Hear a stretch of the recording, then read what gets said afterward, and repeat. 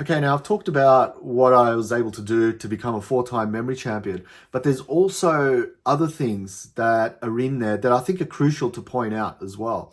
So when I was training to enter the memory championships, right? I was obviously doing what everyone else was doing. I was learning the memory techniques. I was applying them. I was seeing, results which weren't very good at the time, and so on. That's how everyone trains. But what I didn't realize was that, it's not about simply training and doing the events, right? And competing. It's way greater than that. And, if you want to win something, you really need to step up your mental game, not in terms of memorization, but in terms of how you think and feel. Because the feelings that I had at the time were, this is exciting. I'm really enjoying doing this, and I've got no expectation really on myself because I just want to have fun, right? When I had that, stress levels went away, right? When I started achieving sort of records and stuff, then that slowly went away, and I started thinking about, oh, I can win here, right? So mental state can change. So the reason why I'm creating this video is for you to understand that if you're looking at competing in something, if you're looking at training your mind, the things that you can do that I went through, right? The first one was persistence, right? It took me 6 years to win a memory championship, right? Every year I kept competing, over and over and over again. I kept coming second. One year I came fourth because I was just going for records and failing miserably, right? And for those that don't know, memory championships have like 10 events in them. And, it's a lot of the events. So essentially, if you make one mistake, you can end up getting a zero. So we had to be perfect, right? Perfect memorization, which is why a lot of the training videos that I go through is essentially focused on perfect memorization and effectiveness and efficiency, all of that sort of stuff, because we're judged on sometimes time and sometimes, getting things 100%. So, persistence, perseverance, right? I kept coming second, and it took me 6 years to win a competition, right? Now, in those 6 years, I kept seeing people come and go, right? And I was the only one sort of left competing, right? And what that sort of said to me was that, oh, people are getting over this memory stuff really quickly. I wasn't. I was still excited because I knew I could eventually win, right? So that belief in yourself, right? If you don't believe in yourself, you're not going to get to where you are. So you have to have that belief in yourself. But also, you have to have interest and you have to have a bit of fun because, at the end of the day, that fun's going to go away at some point in time, right? So you want to make the most of that moment that you've got where you are excited about things, absolutely, take care of it and, make the most of it.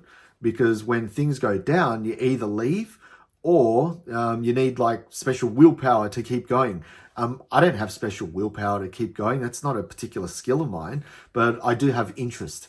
And my interests were because I kept messing up, right? I had to keep thinking of new techniques, new strategies, keep going forward.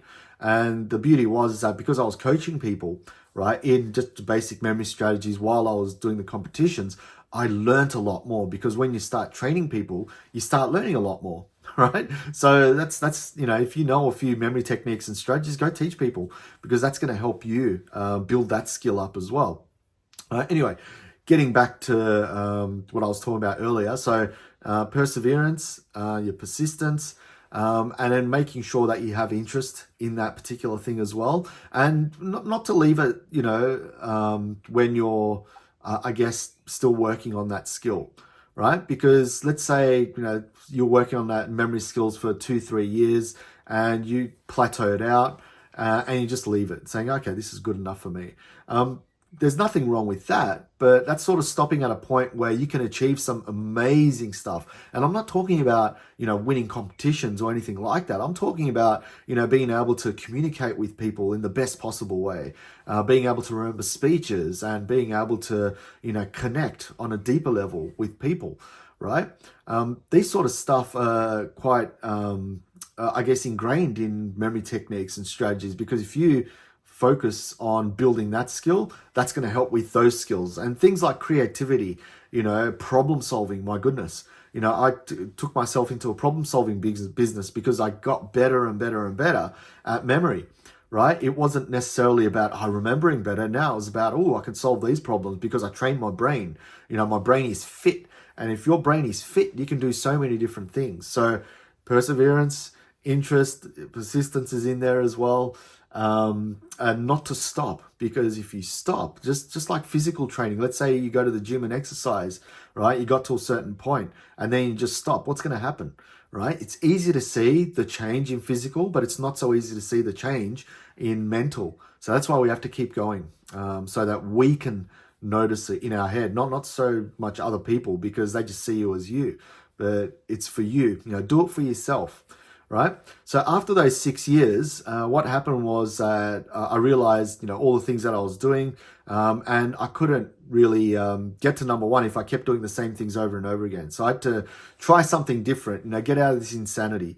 Right. So I spoke to a friend of mine. He was an amazing performance coach, and he told me something that was quite profound. And he said, Michael Jordan, when he went onto the court, he wasn't going there to compete. He said, I'm not here to compete. I'm here to dominate.